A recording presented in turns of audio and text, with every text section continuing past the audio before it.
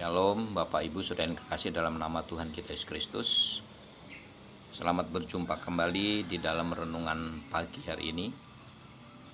Kali ini saya akan membawakan renungan pagi yang saya ambil di dalam Injil Matius pasal 16 ayat 13 sampai 19. Di sini berbicara tentang bagaimana terjadi pembicaraan atau diskusi, dan di sini Tuhan juga menguji, ingin tahu sejauh mana penilaian murid-murid terhadap dirinya. Di dalam Injil Matius pasal 16 ayat 13 sampai 19 ini, dari ayat 13-14-nya mereka bertanya kepada murid-murid. Murid satu dengan yang lainnya menjawab bahwa Yesus, engkau adalah Yohanes Pembaptis. Dan yang lainnya juga menjawab bahwa Yesus, engkau adalah salah satunya nabi yang seperti nabi yang lainnya, yaitu Elia, Yeremia, dan seterusnya. Tetapi yang sangat menarik sekali adalah dalam ayat yang ke-15, pertanyaan selanjutnya ditujukan kepada Petrus. Menurutmu siapa, hai Petrus? Petrus menjawab bahwa engkau adalah Mesias, engkau adalah Tuhan yang Maha Kuasa. Dengan jawaban Petrus ini, Yesus barangkali pada waktu itu terkesima, terpukau. Dari sekian murid-muridnya memberikan jawaban yang kurang memuaskan atau mengecewakan. Tapi dari jawaban Petrus, Yesus memberikan penghargaan. Yang pertama adalah kata bahagia, sukacita yang luar biasa. Saya tidak akan membahas lebih jauh tentang masalah sukacita dan kebahagiaan ini.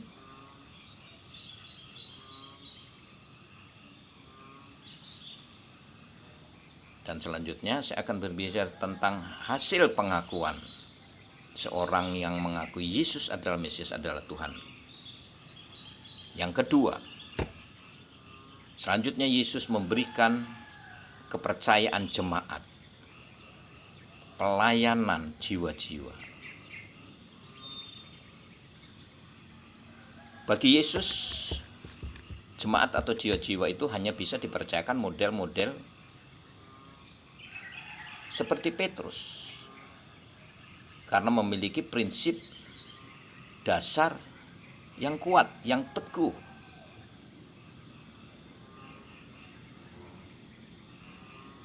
Sehingga bagi Yesus menganggapnya dia akan bisa membuat jemaatnya, jiwa-jiwa, sampai kepada pengenalan dirinya atau Yesus itu sebagai Tuhan, dan bisa sampai kepada surga.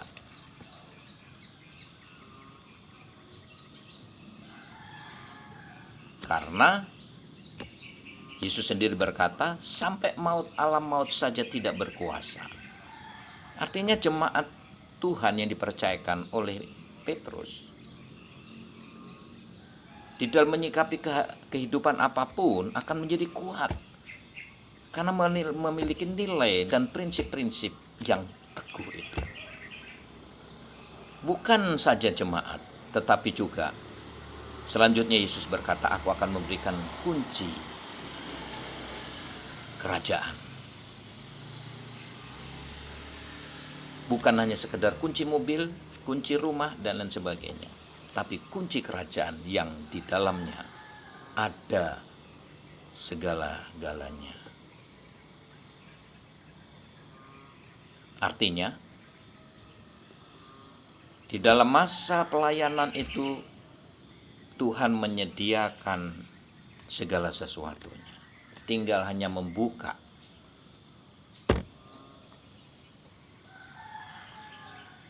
dengan cara yaitu ayat 19-nya.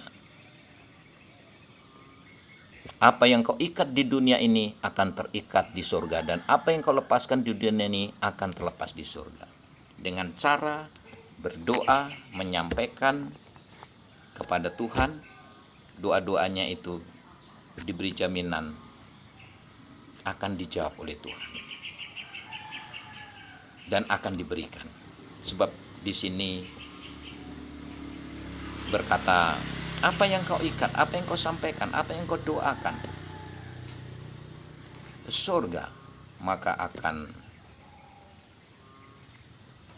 terikat di bumi. Artinya akan terjadi, ada jawaban.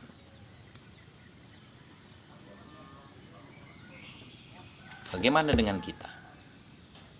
Sejauh mana pengakuan kita terhadap Yesus, yang mungkin barangkali kita Kristen dari sejak lahir,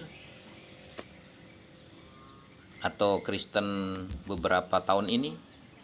Bukan masalah waktu, kapan dan berapa lama kita menjadi orang Kristen, tetapi pertanyaannya yang terpenting adalah sejauh mana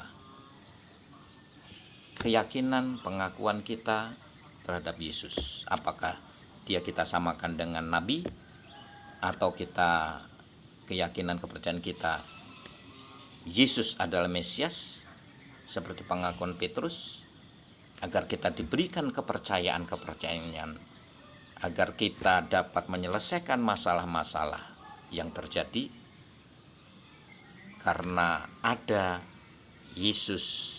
Kita jadikan sebagai Tuhan, bukan sebagai manusia atau nabi-nabi yang tidak bisa melakukan apa-apa, yang semuanya terbatas. Tetapi apabila kita mengakui Yesus sebagai Tuhan menaruh dalam hidup, dalam hati kita, maka akan terjadi perubahan, terjadi mujizat. Apapun yang kita kerjakan akan terjadi mujizat, akan ada jawaban.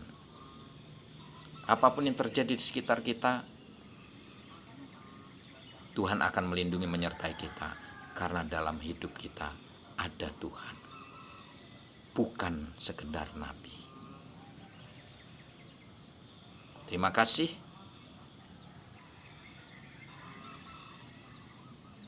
Dan akhir kata, Tuhan Yesus memberkati kita semua. Shalom, Horas, Mejua-jua, Ya Ahobu. God bless you.